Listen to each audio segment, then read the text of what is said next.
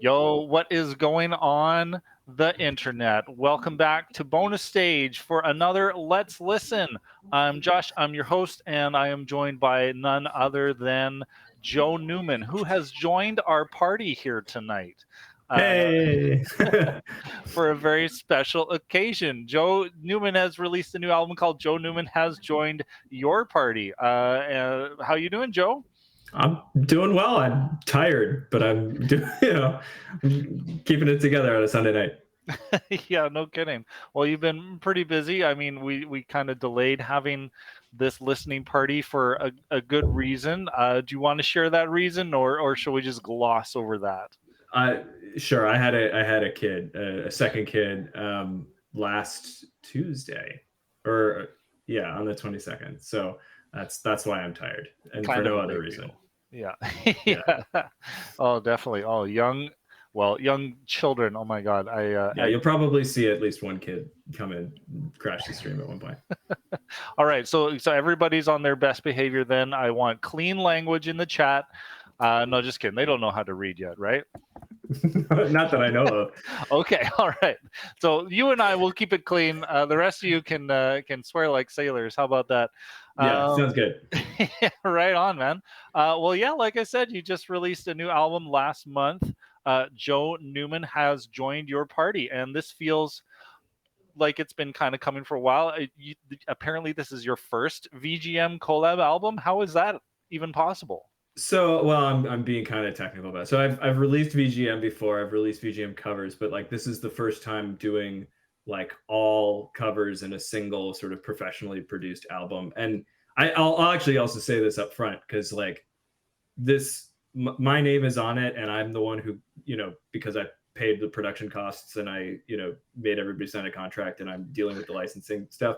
But like this is very much like about the collaborations, like about the party, about all the people. You can see them in the album art. Like during the pandemic, Eric Beckman, who unfortunately is not here tonight, but like he introduced me to this amazing group called Dwelling of Duels. I've been making music with them for the last 2 years now, which is nuts. And for any of, I guess of the people here, most people know what it is, but if you don't, it's a monthly VGM arranging competition. They announce a theme at the beginning of the month. You have 1 month to put something together. At the end, we all listen to them anonymously. We vote on them, and the winners just basically get bragging rights and some free BSTs. But it's really, really fun, and it's an amazing, amazing place to meet and collaborate with fantastic musicians who you will hear tonight. Yes, definitely. And you joined that party 2 years ago, thanks to one Eric Beckman. We're pressing F's in chat for respect that he is not with us tonight. Yeah, but what was that like? What was that introduction like? Was he just kind of like, "Hey, Joe, you got to like play Iwi on my track" or something like that, or like how did that go down? So we had like kind of crossed paths a number of times, but never met each other. I actually ended up just randomly answering a Facebook ad, or like he put out a thing on like a Facebook group saying, "Hey, does someone want to play saxophone on Athletic Aesthetic," which is one of this great album, really, really fun album. Yeah. And I didn't know, I knew of Kirby's Dream Band, but I didn't know him. And then I did it, and it was super, super fun. And he was like, he introduced me then to Dwelling of Duels. He's like, "Do you want to play on a song for Dwelling of Duels?" And you'll hear it later tonight. And most of these songs that you'll hear are my collaborations with Eric and other people, but he is like really the mastermind, master producer. He's, this is as much his album as anybody's, and he deserves a ton of credit, and I'm sad. But hopefully you'll watch the video on demand and catch all the love that people are giving him. Absolutely. Well deserved for sure. Ranj is like, "But Joe, what do you play? Why don't you tell us a little bit about yourself as a musician?" Yeah, I play woodwinds. So I play the saxophone, and I play a bunch of saxophones. You'll hear it. I play also the iwi, which is a lot of fun. And I play keyboards, and I arrange. Some of the tunes that are on the album are my arrangements. Some of them are other people's arrangements. I'll try and give love to the people who did each thing. But I'm mainly a saxophone, so you're going to hear a lot of saxophone. I am saxophone player. I am not the physical instrument. Oh man, you could have fooled me. Wow. Oh man, Joe Newman's pulling the wool over our eyes here. Yeah, Right. no, like 100%. This album is funky, groovy, got lots of juice in it. Yeah, so like have you been competing in Dwelling of Duels for every month? And like, if so, how did you whittle your selection down to just these tracks for the album? Yeah, so I think I've had a pretty steady streak since like April of 2021. Maybe I'd have to look it up. Mhm. Whatever the VGLS month was, video game lead sheets, which is actually what the first track on the album is the Bayou Berry. And that was actually also our first track to win. So that was our first gold. So it has a special place in my heart. Some of these tracks are winners. Some of the winning tracks are not on the album for a couple of reasons. I mostly picked the songs for two reasons. One, they're just my personal favorites, and they just sound the best on an album. And also, they were the most easily licensable. I wanted to actually get real licenses and big medleys or stuff with samples or not safe for work stuff. It's harder to get a license for. So this was it was a matter of just sort of collecting the right people and just I think trying to create an album of what I thought was some of the best stuff and the most diverse stuff. Oh, it's beautiful. Well, yeah, you've put together a list of 9 solid takes, and 4 other takes as well that we might get to listen to later on. I'm going to make sure that everybody has the link to the album on Bandcamp in the Chitty Chat. Definitely go on over and pick that up for yourself if you haven't. It is not in the red, from what I'm hearing. Well, almost not in the red. We're almost recoup production costs. Maybe on stream, we'll see. Maybe, yeah, it could happen tonight, folks. It's up to you. That said, why don't we give you all a little taste with the first track here? Do you want to give us a little teaser here, Joe? Yeah, so this is The Adventures of Bayou Berry and Shred City. It's an Eric arrangement. I wrote the little bridge section sax solo that you'll hear, and we also got John Stacey playing. This is trumpet, and I have heard from John Stacey this is notable for being the last album he will ever play trumpet on. He's like, I'm done playing trumpet after this. So this is a collector's item now. Awesome. All right. Well, then, folks, we are about to hear The Adventures of Bayou Berry in Shred City. This is a song from The Adventures of Bayou Billy. Let's listen.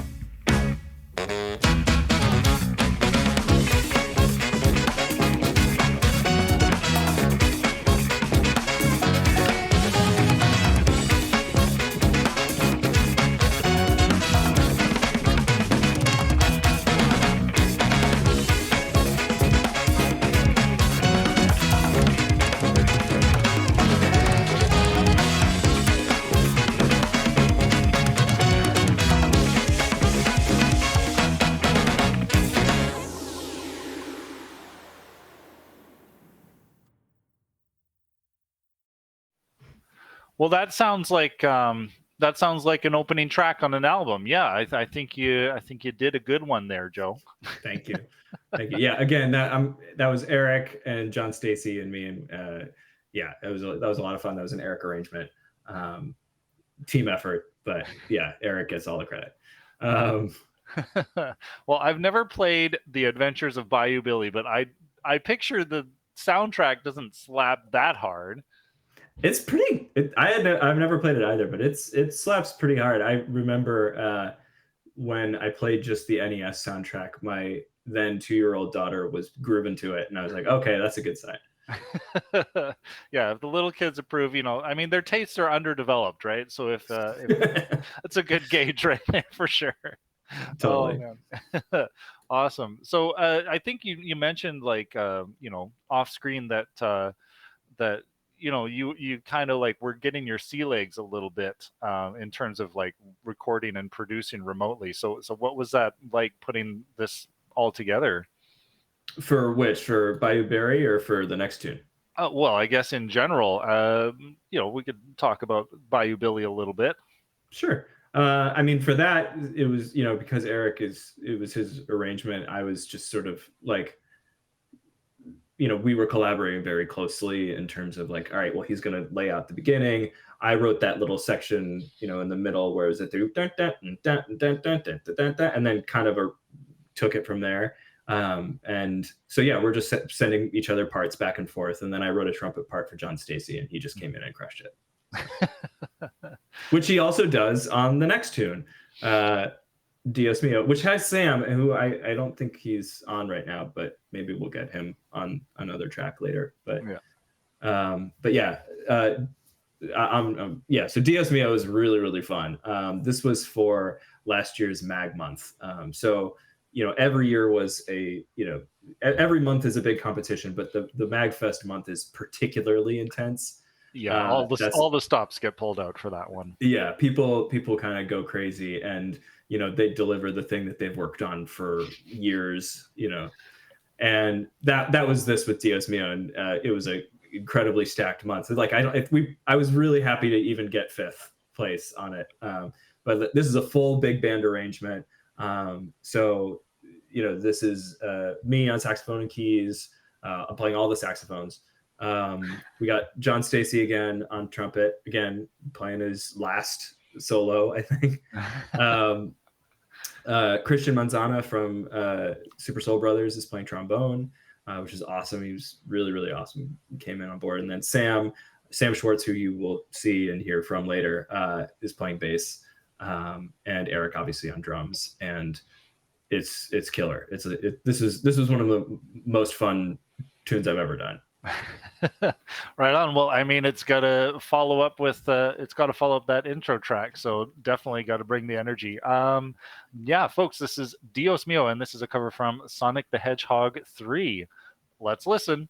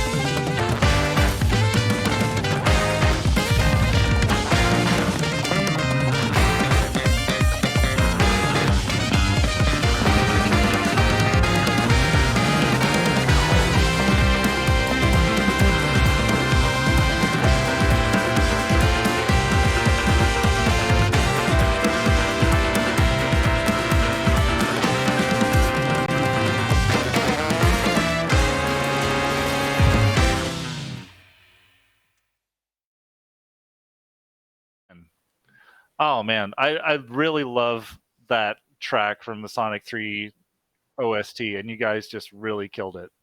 It was super, super fun. That like, I mean, every Mag Month is legendary. I've only, participated in the one, but like, man, that whole month, everything from that particular competition is just an absolute like instant classic. Everything in like that was submitted that month. Um, the the next tune, so one of the tunes that placed better than Dios Mio was a tune by Corey Johnson, who holds the distinction of being the only person in DoD history that I've ever given two perfect scores to, and both of those songs made me cry. So he, Corey is like one of those absolute unbelievable mega legends in my mind, and I've never cried because of a VGM tune, and he's done it twice. So I was very, very, very excited to be able to collaborate with him as well. And as that's the segue to the next song. Right on. Well, and yeah, and this song, I mean, speaking of Corey Johnson, he also has a bit of a track record for long arrangements, and like that said, like you listen to his tracks, and the pacing is great. Nothing feels like it's being drawn out or anything like that. But yeah, this next song is over 8 minutes long. And this is from a game called Tunic, which came out not too long ago. Yeah. Yeah, it's a cute little game. Yeah, it's I think it's my game of the year for this year. It's really, really fun. Me and then Matt Matat, who you'll hear, actually he's on the track as well. The three of us, and also Ian Cowell, were all playing Tunic at around the same time when it came out, and we were all like deep into like the mysteries and the lore and everything. Mm-hmm. And like trying to help each other solve it. And so like we were all obsessed with it. And so when Corey was like, "Hey, let's do it. Let's do a tribute track to it," we were very much in favor. Right on. Well, it must have left a lot of good memories in your mind, because this song is called Memories of Memories. And here it is. Let's listen.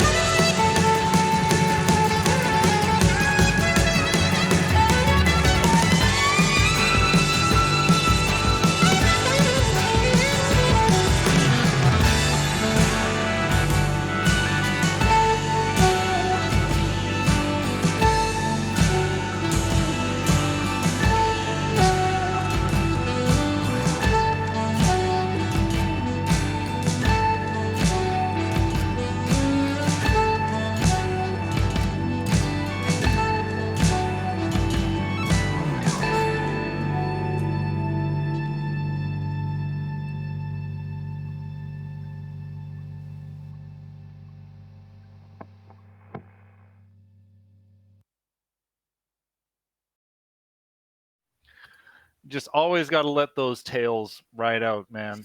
Especially on a Corey Johnson track, it just got like that wide reverb, just nice fade out, washes everything over. Yeah, Beautiful, love it. yeah. It's the go to sleep song part of the song. Right on. Well, I mean, God, you haven't put me to sleep yet. Although I'll definitely recommend putting that song on tonight as I drift off into dreamland. But that's a different franchise altogether. Speaking of other franchises, yeah, you've gone from Tunic to an old classic. Actually, it feels weird saying it's an old classic, but it really is by now. Coming up next, we've got a track from Final Fantasy VII. Yeah. Oh, and I should say to stress and to grad, my neighbors technically listen to parts of good music in isolate. Just I mean, it maybe sounds okay in the mix, but just in isolation, just me doing those squeals for like 60 takes, I don't envy them. So special shout out to everyone in close proximity to me at any time.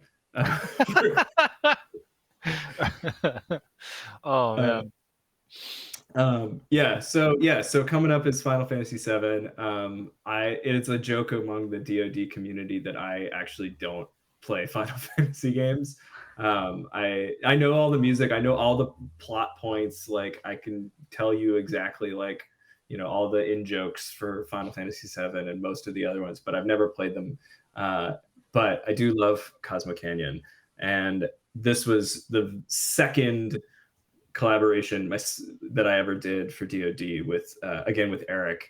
So we did Bizarre Bizarre, which you'll hear later, and then he was like, "Hey, will you play again?" And the intent with this track, as you'll hear, is to try and make the saxophones sound as unlike saxophones as possible. So they're designed to sound like trumpets, like muted trumpets, and it's a really cool like combination of effects. And I really wish Eric was here because he can explain how he did it.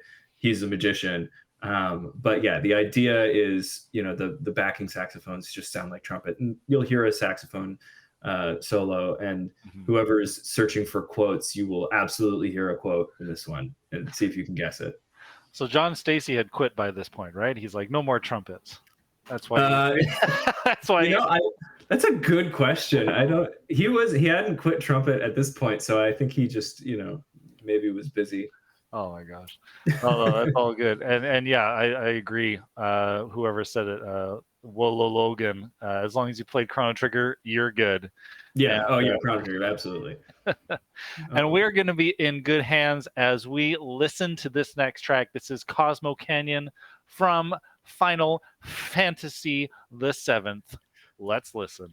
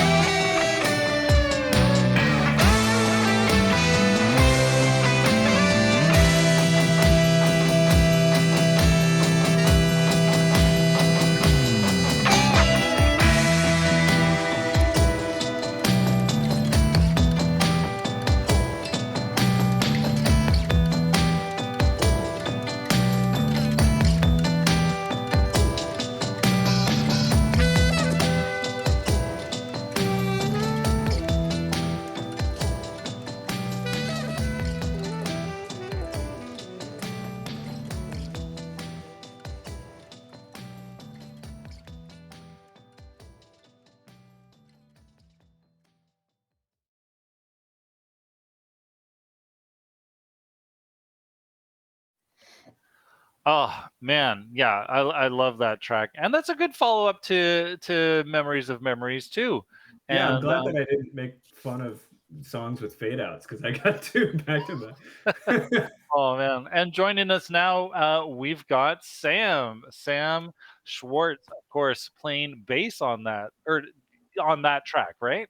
No, on the next No, track. on the next track. We're introduced. Okay, well, do you have anything else that you want to say about that Cosmo Canyon track before we dig into the next one here? No, I think the people got in the chat caught the quote at the end. It Yeah. was a little Ennio Morricone. Uh, um, Oh. I'm not particularly subtle with my quotes, but I just threw it in at the end, and Eric liked it, so It stuck. yeah, Oh, exactly.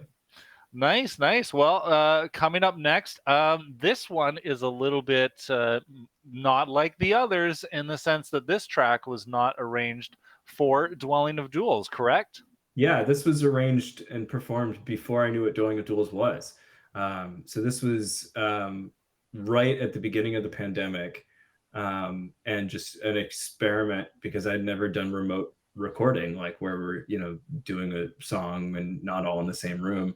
And I, as hopefully will become clear, Sam and I are good buds, and we talk a lot, and we tried like, oh, let's try and record something. And so it's me and Sam's brother Isaac, who's a killer drummer, and Brian Shu, none other than Brian Shu on guitar, which is really really cool because he's a legend, and that he was like, yeah, sure, I'll do it, which is anyway, I'll take it away, Sam. We kind of had three Jews and a shoe on that one.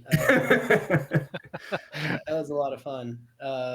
Yeah, it was really fun. I had just kind of set up my home studio for like recording, and so it was like one of the first times I got to record mandolin for anything. So that was really cool. It was just a really cool experience to get to do that, and it was a real challenge for me because I'm not a great mandolin. All the stuff I play on Joe's record is like, I'm a guitar player first, and I sing after that, and then everything else is like after that, and those are all the things that I ended up doing on the record. So it was like, hey, mix this song and play mandolin and play bass, and I was like, okay.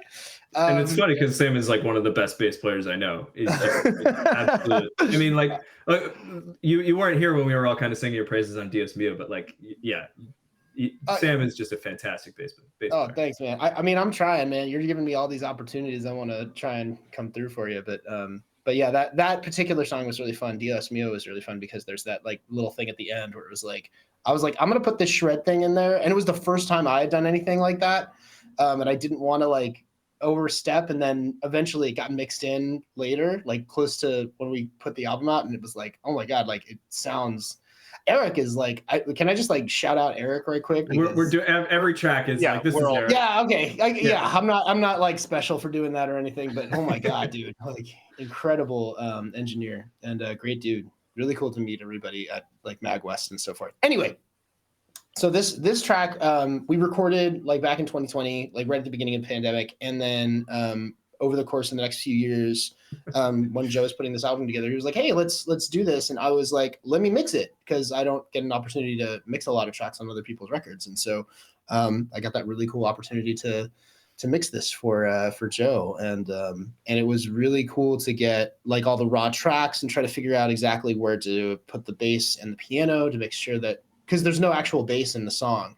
So Joe's playing the bass part on piano all at the same time while he's playing the chords. And I had to try and figure out, how do I get the bass parts of the piano to sound good while I have the trebly, more chordal stuff going on that gives it that texture, and not have too much like reverberation delay stuff in the low end, but like have that mid-range filled out. So I hope that comes across in the mix. Eric again did a really great mastering job on it, so it kind of like, it was like, all right, I didn't he kind of like took care of all of my mistakes and stuff. But I hope you guys really enjoyed this one. It's a really fun track. So right on. Yeah, this one is from Sonic the Hedgehog, the first, and and this is called the Marble 4. Enjoy.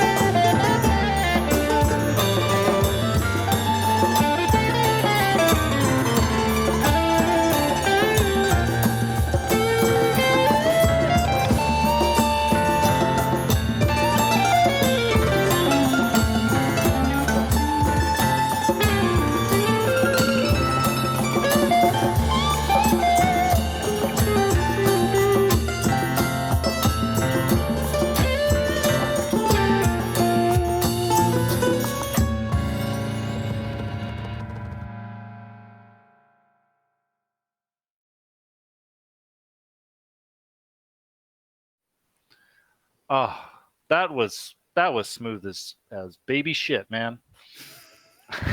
Sorry, That's a very timely metaphor because I'm sure that's happening in the other room. It's happening in this room. It's happening in that room. It's happening in everybody else's rooms. That's right. All Music to shit too. music to oh please. Oh, that's unlicensable right there. That's the follow-up. That's the follow. That's the bonus album. Oh my god. Oh, dude, Sam, good job, man, playing the mandolin. And sorry, was it just the mandolin or? On that one, just the mandolin. Yeah. But yeah, like Sam says, I never let him play guitar, which is not fair because he's such a good guitarist. But he's so good at everything else. This is the curse. Oh man. Well, sorry, Sam, but you know how many guitar players there are in the world. Like, it's just our fate to be thought of last. Yeah. Ian. Oh man, the chat is great. Yeah, the chat's been popping off. You guys are awesome. Thanks for being here. Oh man. Well, let's see. How far are we along? Because that was track 5. We've got 4 more tracks on the licensed songs, and we might get to some of the unlicensed stuff as well. Who knows? We might get a DMCA attack. We'll find out. But yeah, coming up next, we've got an Animal Crossing track. Yeah, so like I alluded to earlier, this is the very, very first DoD entry I ever did with Eric, and I did not know what to expect. It was Animal Crossing month. I had never participated before, and I didn't know the quality of the music that was happening. Like, so I mentioned, it's all continuity here. So I mentioned that one of the only tracks to get a perfect score for me and made me cry. That was Corey's track for Animal Crossing month.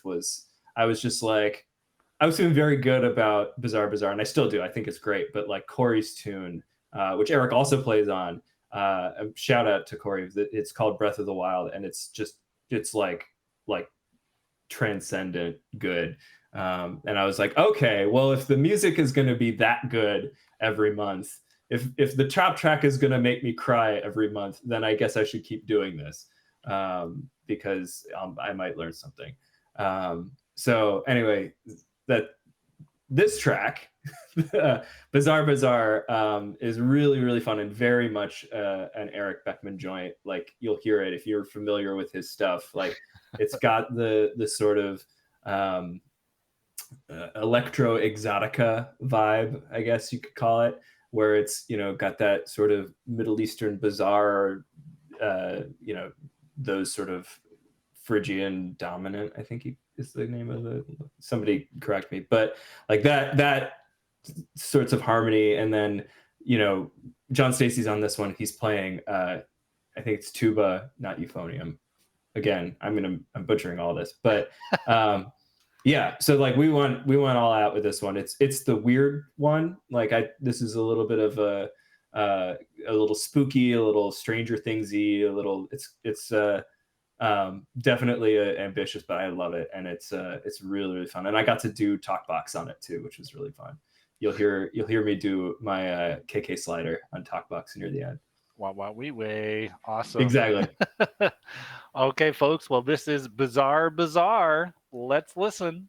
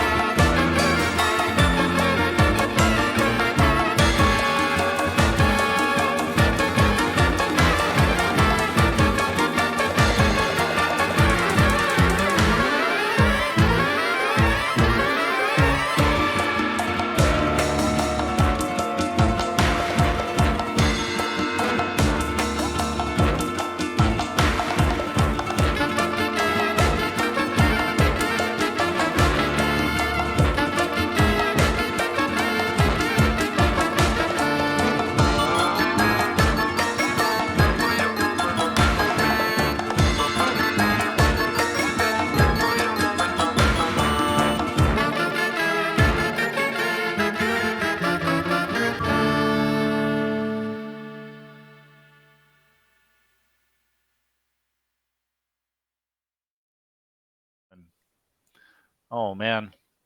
Yeah, I love that Phrygian sound, man. It just gets you bopping like one of those things on your dashboard. Just can't stop moving your head to it. I don't know what it is. The snake charmer sound, just like Yeah. Which is like the turns soprano saxophone is like only good for snake charming music and like nothing else. But it and my favorite things if you're John Coltrane. Nice. Yeah, well, you were definitely charming with that track, Joe. And coming up next, we've got speaking of, I was about to say speaking of seafood. No. There's no direct animal link between snakes and calamari. Well, if you eat the Animal Crossing villagers, I guess. Yeah. Or if you eat. Wow. Okay, we're getting dark here. Animal Crossing cuisine edition. Cuisine. What's that? What's the? Oh my god. What's the cooking game where everybody's Overcooked? Oh yeah. Animal Crossing Overcooked. Oh man. And now we are being joined by Tuck. Tuck, how's it going, man? Hey guys, doing good.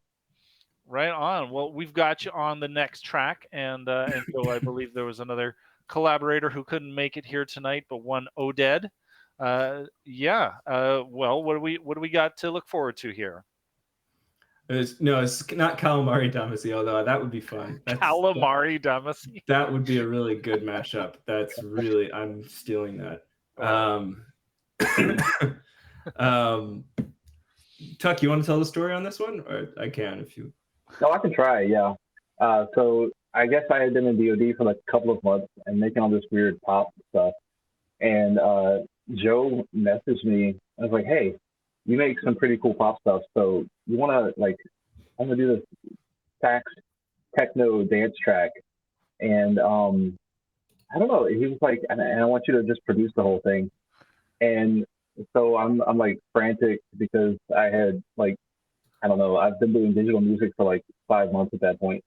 So of course, the first track I tried to produce is got sax tracks out the wazoo, like saxophone, lots and lots and lots of saxophone. And so yeah, I did some bass and synth and stuff on it, but I mean, Joe put his all into this track and like layers and layers of fun stuff. So it ended up really cool and just really dancey.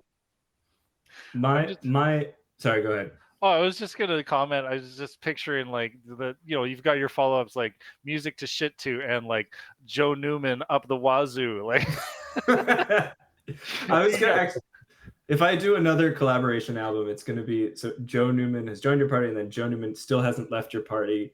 Joe Newman is eating all your food. That's gonna be Joe Newman is passed out on your floor. Album art does itself. Yeah. Shout out to General Grunt for the album art, which is really. Oh yeah, absolutely. Yeah. Let's take a little peek at that. Oh shoot, hold on. I've got the album art here somewhere, but yeah, go on. Actually, my biggest regret is that Tuck isn't on the album art because I didn't know him well enough at that point. You weren't friends enough for him to make it. Well, I mean, we'll Photoshop you in. We'll get you in there. Yeah. That could be the thing. Hold on. Tuck, can you DM me a picture? I'm on this. Yeah. Anyway, yeah. So my MO with DoD, I mean, since partnering with Eric, is just find people who are way more talented than me, and then just like convince them to do stuff with me. Because like I know how to arrange and I know how to play saxophone, but I'm like a terrible producer and I don't really know a lot of things like how guitar works. So it's really, really fun to collaborate and really, really, really fun to learn from everybody who I collaborate with. And Tuck is totally underselling his own skills, both as a synth player and a producer. He's just amazing. The fun, he's not on the chat, but Oded is also a really fun story, which I'll try and say real quick. So he is an Israeli saxophone player. He lives in Tel Aviv. He and I met in a really fun chance encounter. He was in Berkeley, literally playing his saxophone in the park outside of my house. and my wife is like, I'm working at home because of COVID, and my wife is like, hey, there's this guy playing saxophone outside, and I like listened, and I was like, oh, this guy's like really good, like really, really good. And I go out and I like just carry my saxophone. I was like, hey, you're really good. Do you want to play together?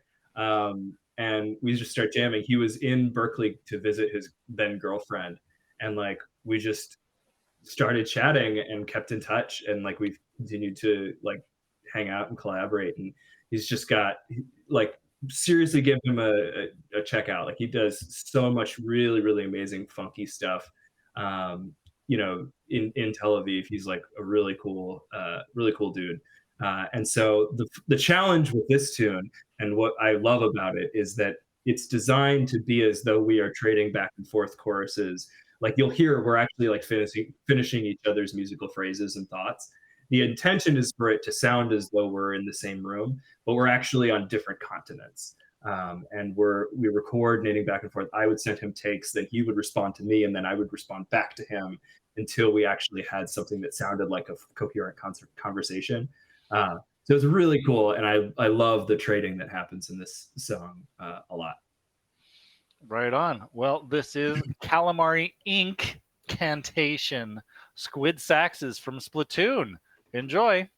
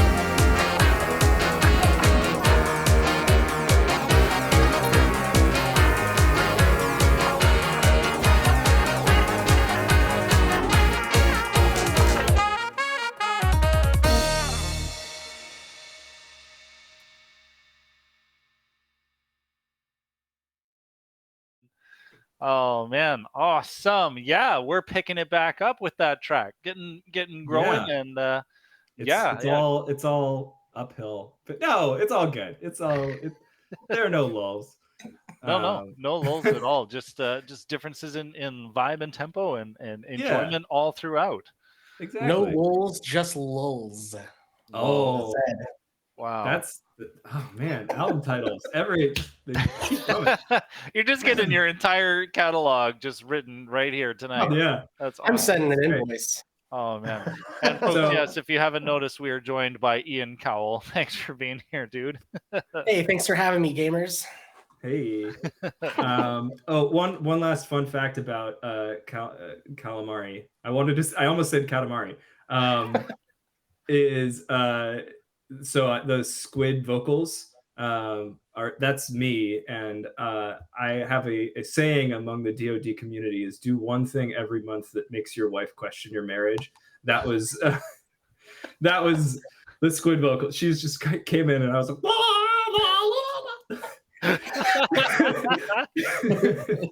every month You understand my art. Yeah, every month she just comes in, she sees me recording something silly, and she just like Grandpa Simpson comes in, walks out.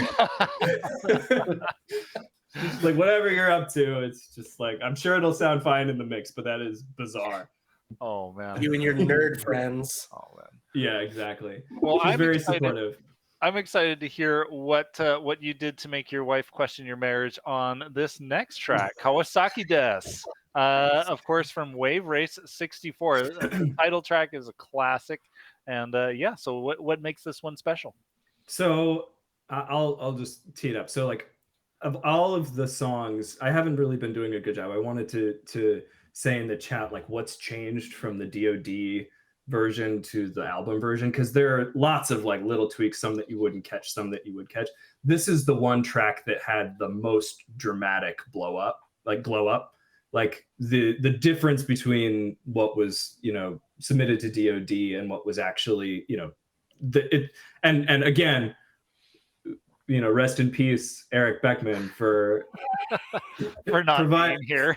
Yeah, for providing real live drums, which compared to my MIDI drums, and like his mix and his drums just completely elevates this to so this one track honestly caused more headaches and more unhappiness among the people working on it than every other track combined. And so I have to like preemptively apologize to Sam and Ian and Eric for all of the whining that I did about it. We all still love you. Yeah, less, yeah. But we still love you. Yeah, believe me, Look, this was a hard one. We can still love you and resent you. It's not right. Two-way street, bud.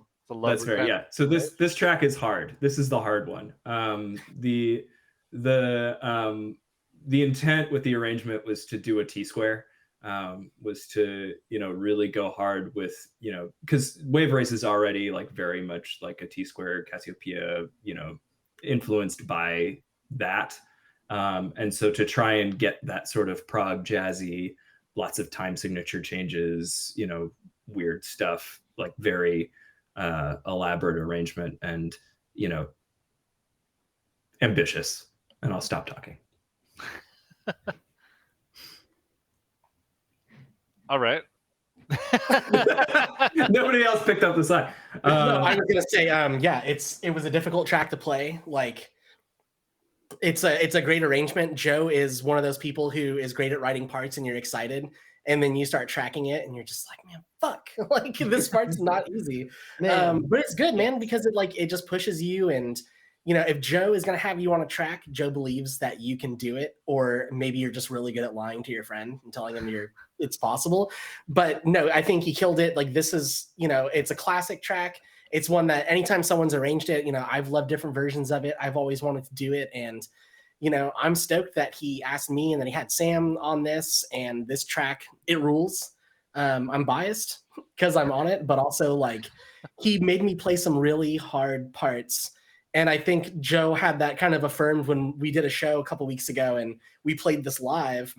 And he's like, oh, it's easy. It's just this. And then I have to show him what I have to do physically with my fingers versus what a horn does. It's like, oh, okay, yeah, this isn't as easy as we thought. So, but he did it. It rules. And we pulled through. And hey, for people who like jet skis and J Fusion, this is your track. Yeah, this is definitely your track.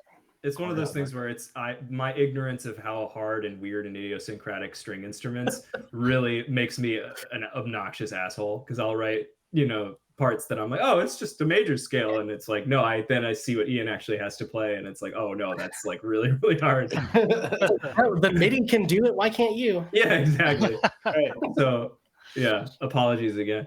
Yeah, it was really fun to play. I love this track. It's so much fun, and it was a headache, but getting to where it's at now, it's like amazing how well it really developed and it really evolved into something that I think is quite incredible. Especially, I mean, and R.I.P. Eric, right? But wow, like all the right. So he really knocked that out of the park with the mix, and just different things that he added to the song was really great. And then the way that the communication, you could see like Joe's evolution in terms of like how he understood mixes versus like when we started doing this track. I think there's like a real something to really be said for Joe's production understanding throughout this whole process of this whole album, because I've heard a lot of the tracks. I'm only on a few, but having heard a lot of them, you can really see Joe's growth in terms of like his understanding of how a mix should be crafted, and this is no exception here. It's actually, to me, it's probably the biggest prize as far as like how well it's been paid attention to and developed over the course of the time that it's been worked on. So I'm excited for people to hear this track.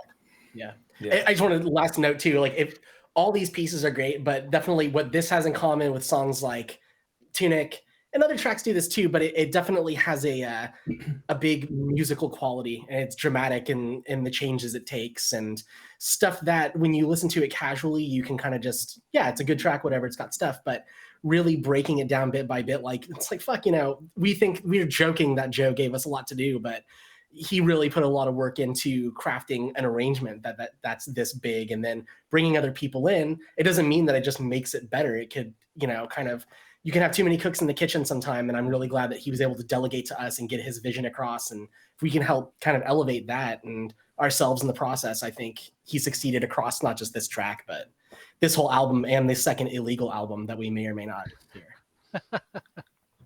Oh man, awesome. Thanks, guys. Yeah, well deserved, you. Joe. Yeah, definitely. Well, I can't wait to hear this track now. So yeah, we've hyped it up. Yeah, we really hyped it up. And better be friggin' good. Just look at wave race. all right, folks. Well, let's pray against disappointment. Here is Kawasaki Death. Tattoo that on my chest. Yowza. All right, let's listen. Start your engine.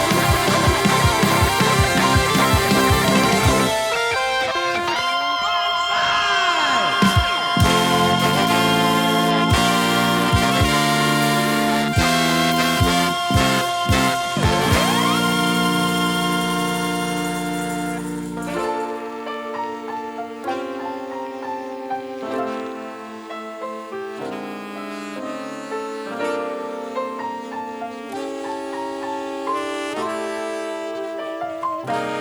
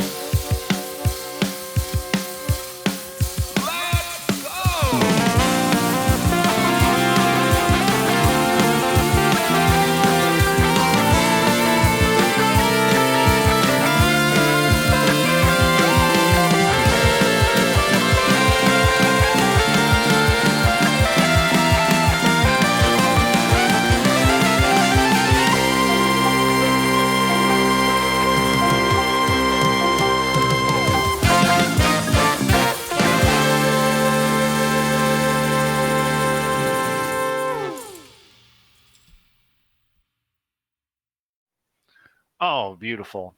Just beautiful. I love that proggy breakdown section. I always love those like specific yet oddly timed hits in anything. That's just one of my favorite things. It's they're hard to learn. That we were joking in the chat. The easiest way to practice it is just to have the waveform up.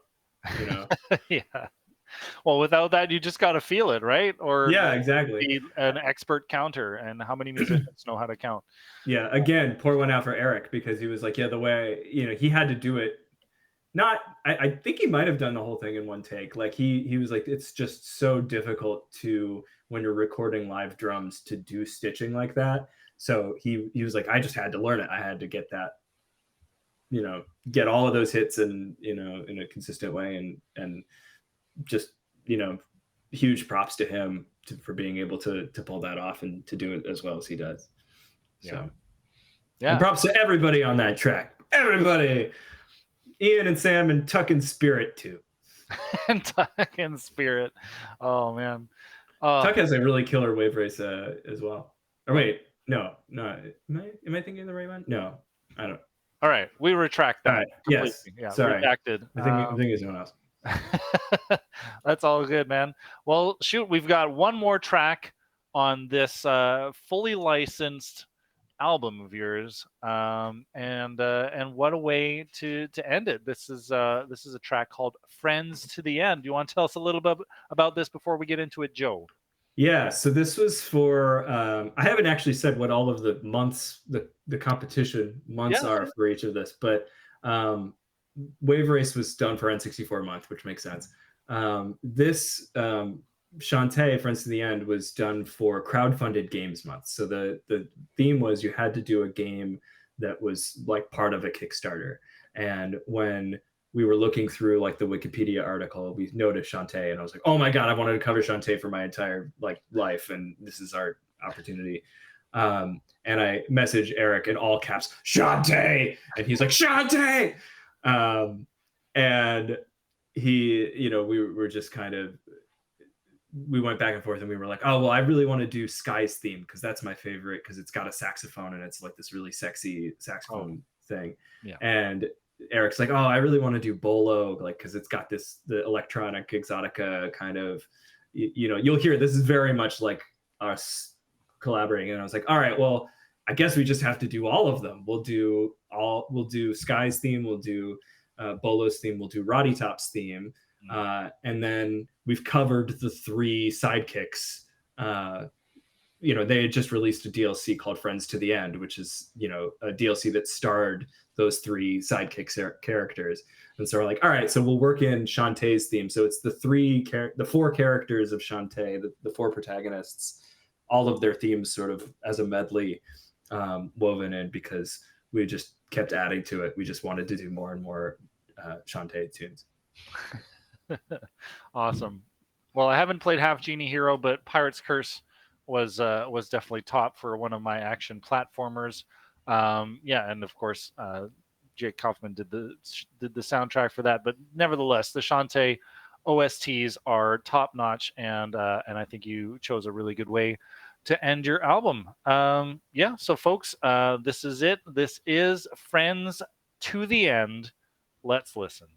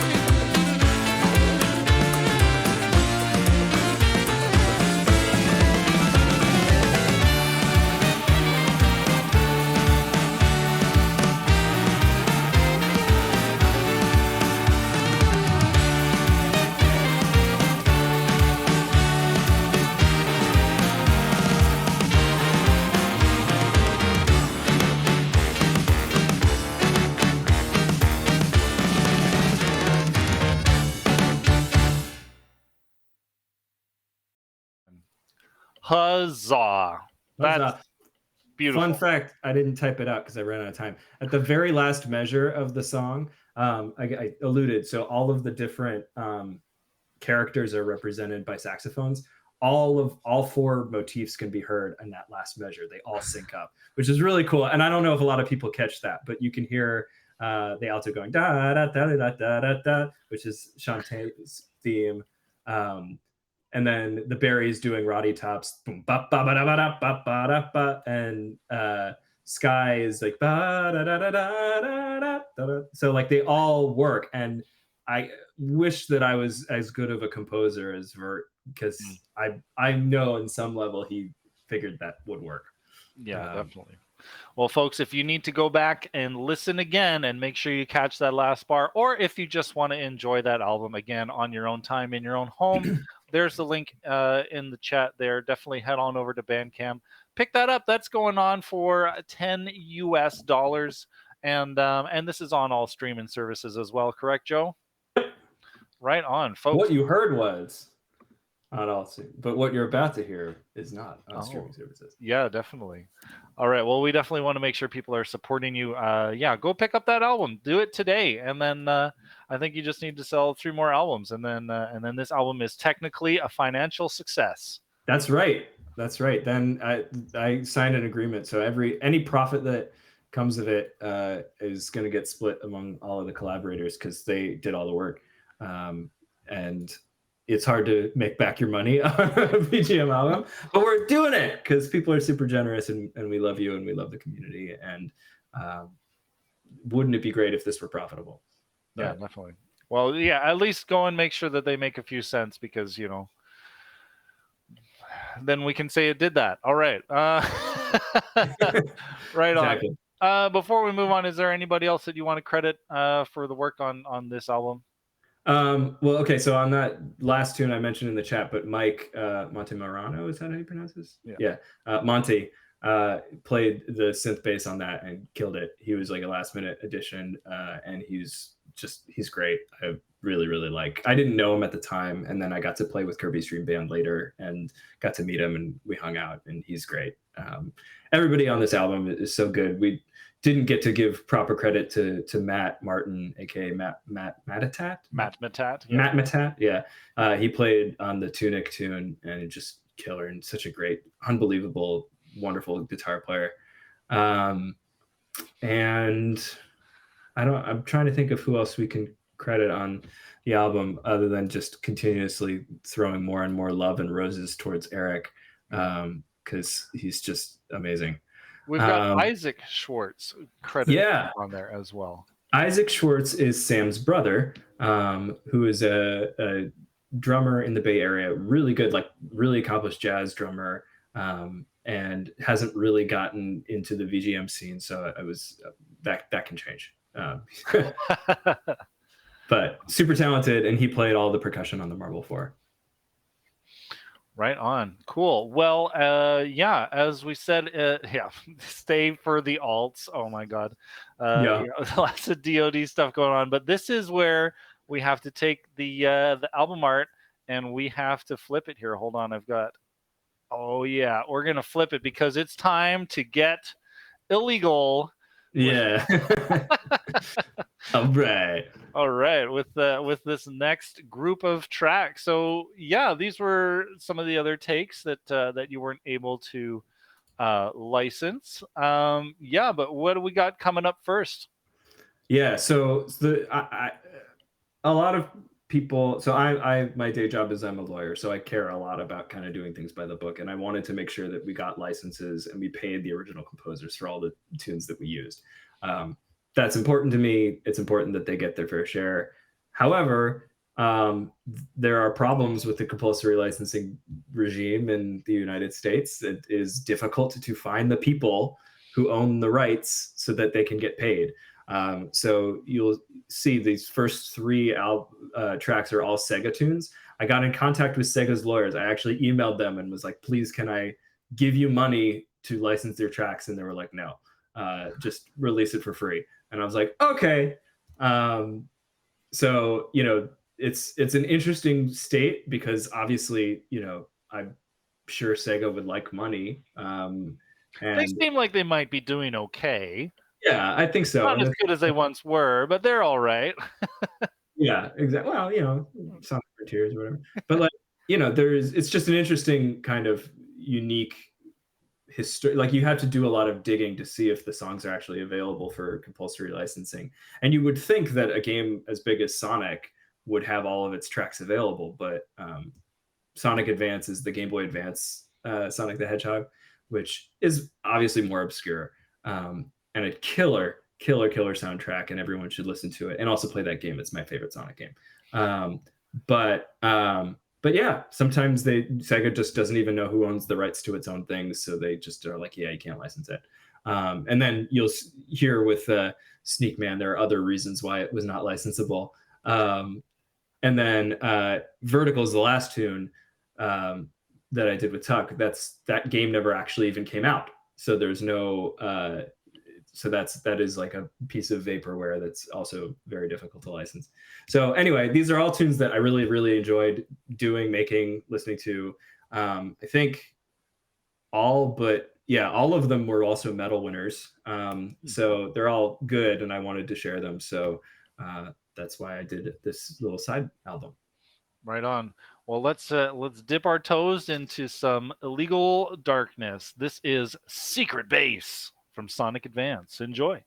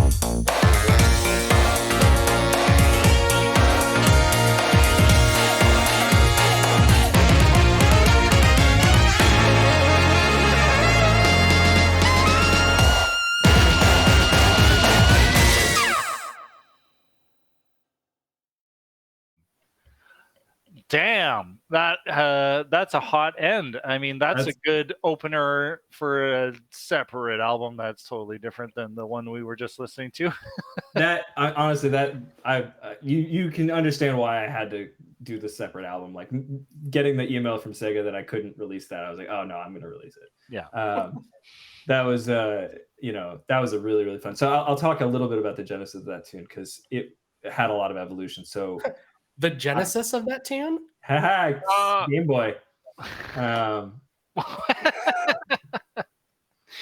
With that, yeah. Well, you were feeling mega driven to get this album out.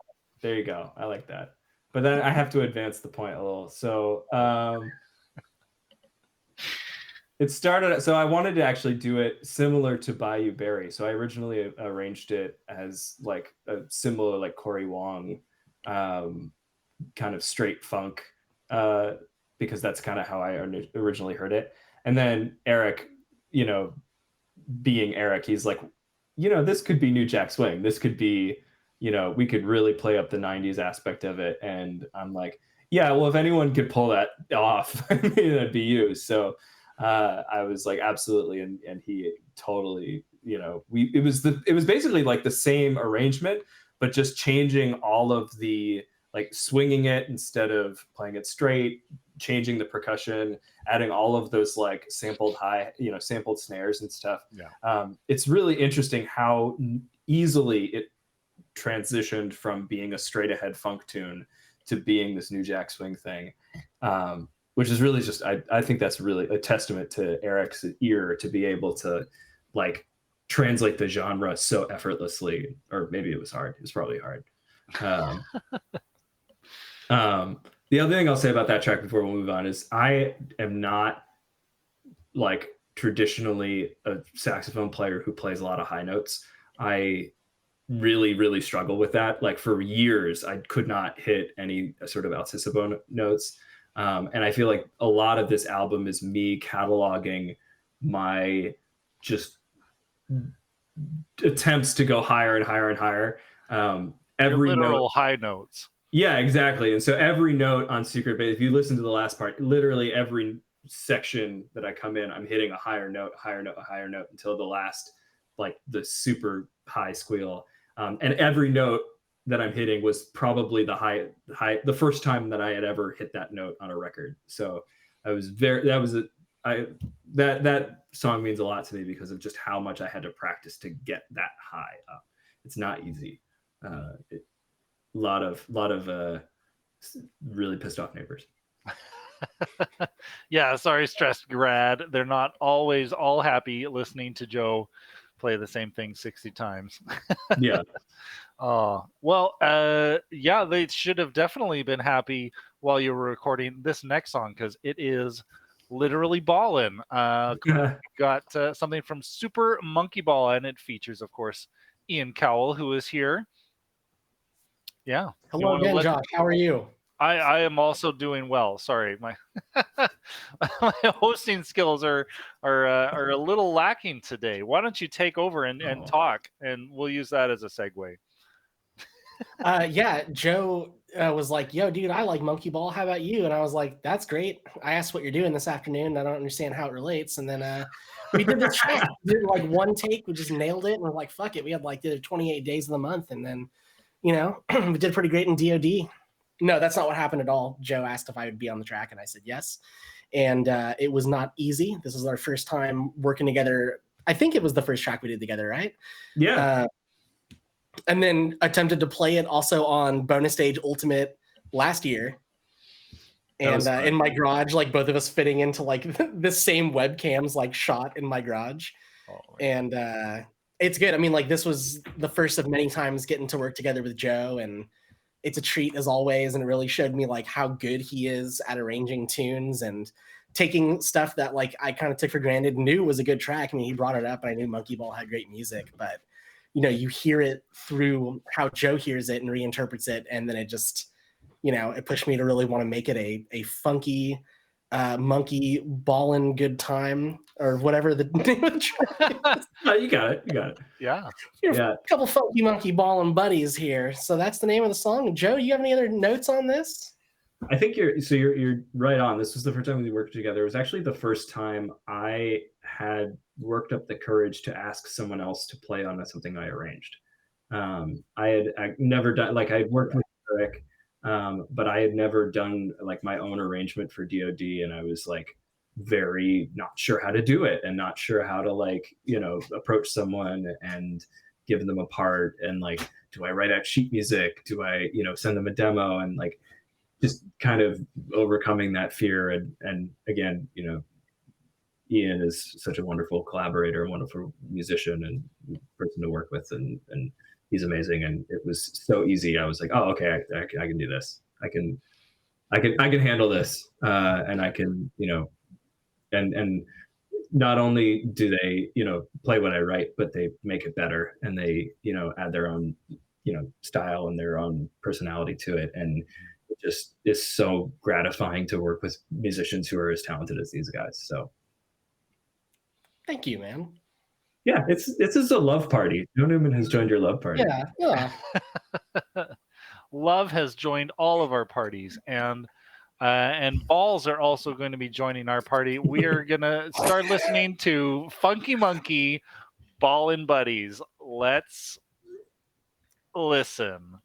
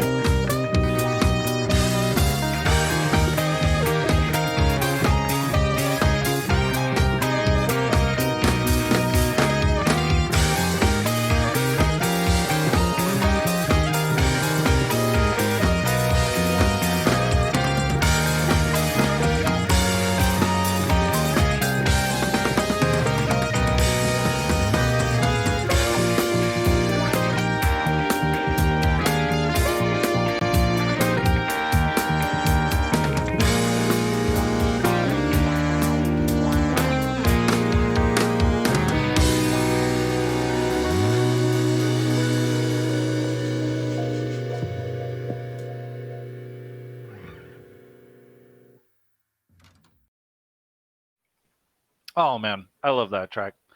I loved hearing that track for the first time and scrolling through my Facebook feed and finding like somebody's home video of them like dressed as a cone head, just like dancing around, and it synced up perfectly. It just really made a memory for me, a memory of a memory, shall we say?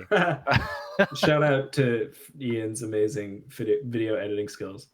Yeah, yeah, definitely. Oh my god. Oh, right on. Well, let's see. What do we have next? We went Speaking of Funky memes, Monkey Ballin' Buddies to Sneaky Men. Oh man. So I wish I had screenshotted it for this and we could have shared it. I have a chat with Sam and me when I started arranging this where I'm like, I don't really know how to arrange this, so I'm just gonna load it up with crappy memes. And that is how and Sam was like, cool. Yeah, that's the way to do it. Yeah. So that's this song. It's just all, straight up silly, goofy. Everybody. I just wanted a song that was just gonna give everyone a chance to like go absolute ham on and just really just shred faces on their instruments and just show off. And so we got Sam and Tuck and Brian Shu again, who you'll hear at the end. He's literal Superman. He comes in and just blows everybody away. He's just so good. And there's so many references on this one, so many quotes that I'll never be able to list them all. But I think my favorite one is it's blink and you'll miss it. But there's a little clip of Bluey in there. If you can find that, that's my favorite. A little hooray after Tuck's solo. And it makes me smile every time I hear it. Oh man. Yeah, definitely, folks. If you're in chat and you hear a reference, shout it out. Oh yeah, that's good. Yeah, all the 15 of you who are left, hit us with all the references. That'll be fun. Yeah, please. Oh my god. Oh man, Tuck, Sam, anything that you want to share about working with this track? My thumb got a blister. Oh damn. He was like, I was like, yeah, you'll see why. I was like, slap bass, and I was like, okay, and I was like, yeah, Joe was calling domestic abuse after I was done with that track. It was a lot of fun. Oh my god. Yeah. Sam he would send me pictures of his thumb. He's like, you did this to me. Yeah. I was like, I had it looked like a finger was trying to grow out of my thumb because there was such a blister on it. It was so bad. Oh, gross. Doc, what about yourself, man?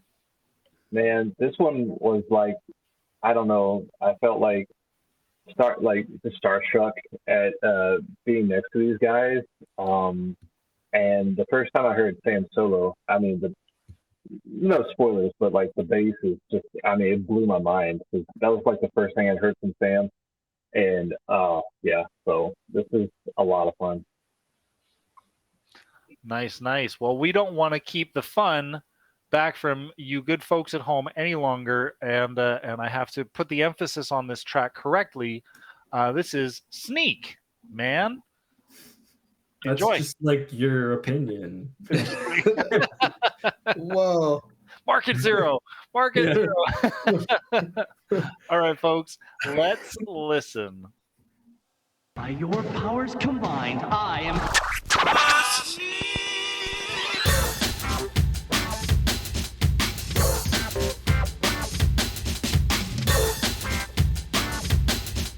What are you doing in here? I'm having a nervous... What's going on? Hey! What's going on here?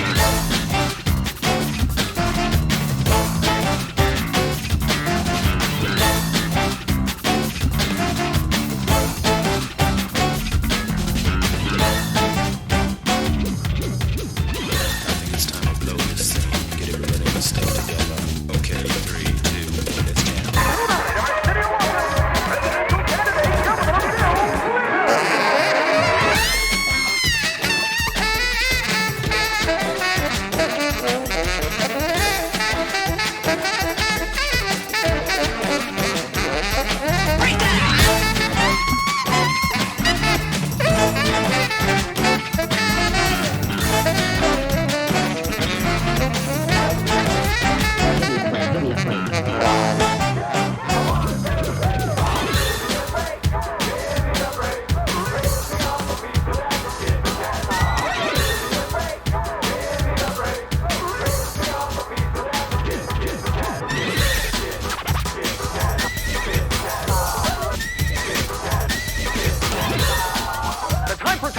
over.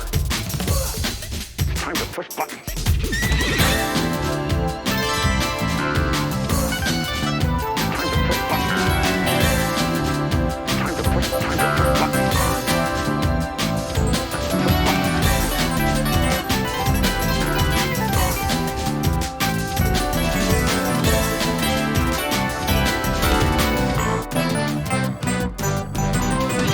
So once again, the day is saved. Thanks to the collab.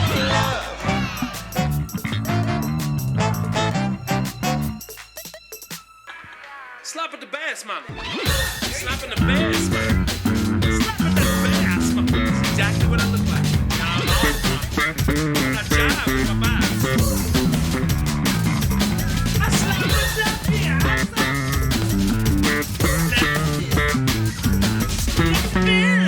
Sake of our relationship. Slap it out the bass. Please stop. Please stop. Thank you. I'm slapping the bass.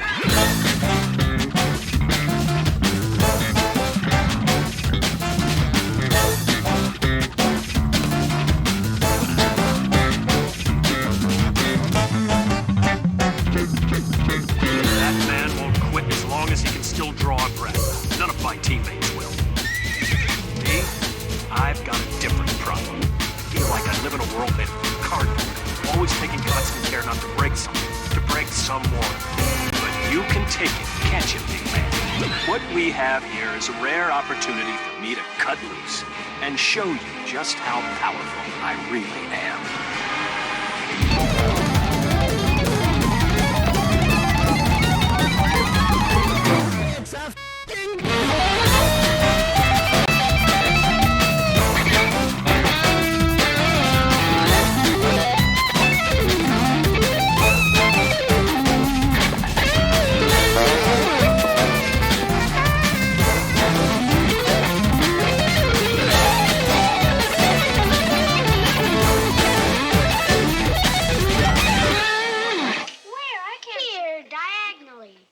Pretty sweet.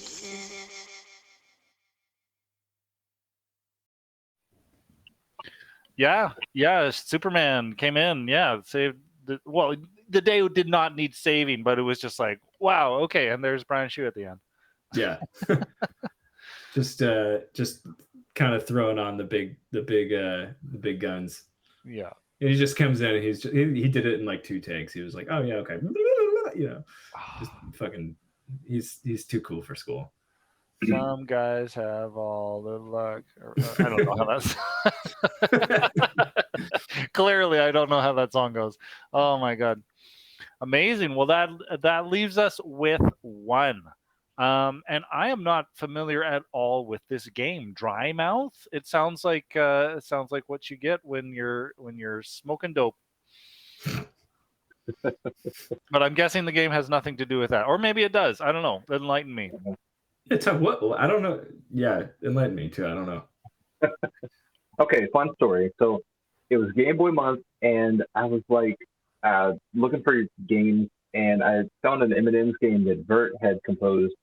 Eminem Release Party or something like that. It had some good songs, like some really good stuff. So I reached out to Joe and was like, "Hey, let's do some of these songs." It's Vert, and he's like, "Oh, you don't have to ask me twice."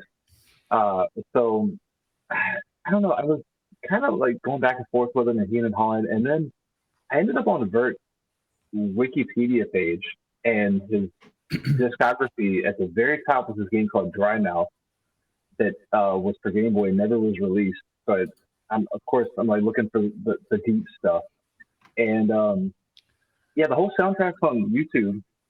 I was like, this is great. So I tried to find out more about the game, and it turns out it was never released, and Vert never got paid for it. It was his very first game that he ever worked on.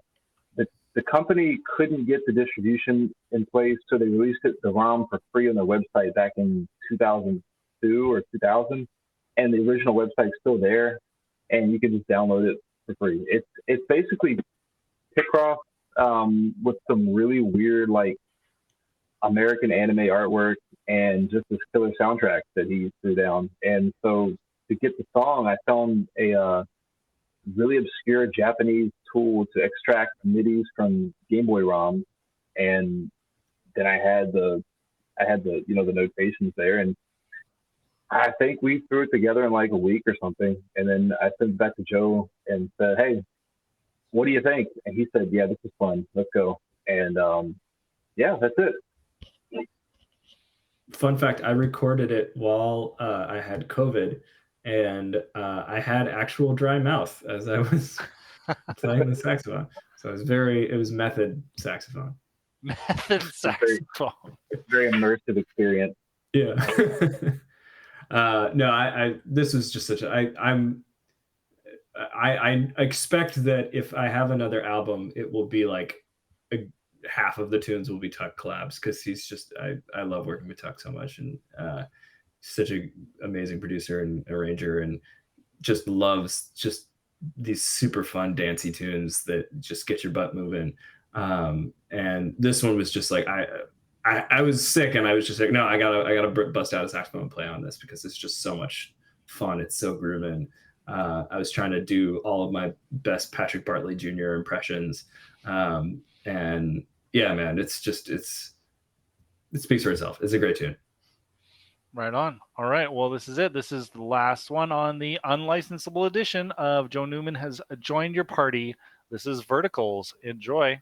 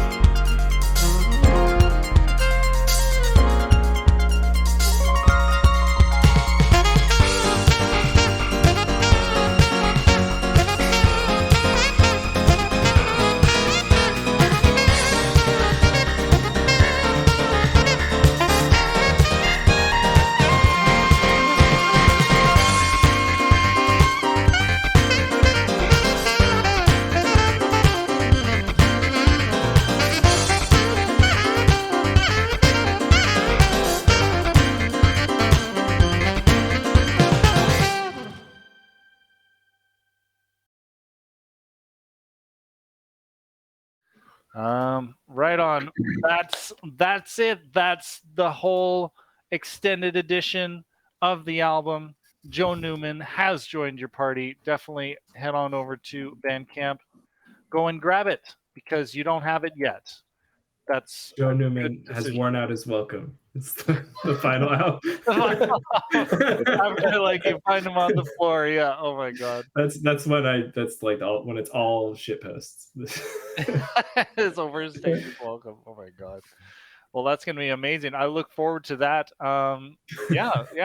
Joe, I mean, speaking of, like we were making lots of jokes about the next album title, but like what's kind of on the horizon for you after this? So definitely going to do cool stuff at MagFest. Not all of it I can talk about. Not all of it is for sure happening. So, we'll see. It'll come together or it won't. But definitely excited for that. And then honestly, I don't know, because I just had a newborn. Yeah. And I'm there's some, I guess everyone here other than Josh is a dad, so they all kind of know it's like, the first couple of weeks or months, it's going to be a little slow going. But my hope is that I've been nice enough to everybody that they'll let me continue to play saxophone on their tunes while I'm, sleep deprived and delirious. Oh man. Yeah. I want to hear that. I want to hear sleep deprived Joe hitting those high notes. That's right. Just be like, you'll hear babies crying in the background of everything. Oh, that's it. You just hold the baby up to the microphone. That's right. Yeah, I was going to say auto-tune Sadie, Just call it Selected Ambient Works of Joe Newman, Volume 2. I like it. Get her credited. Roombiance. I was very tempted to put the sounds of her being delivered on a track and have it her be the youngest DoD entrant in the in history, and no one can ever beat it. Yeah, I heard that your newborn's panel might get accepted at MAG, at which case kind of go along for you. That's right. That's right. It's called Music to Shit too. So every note is a brown note, right? Oh my god, you guys.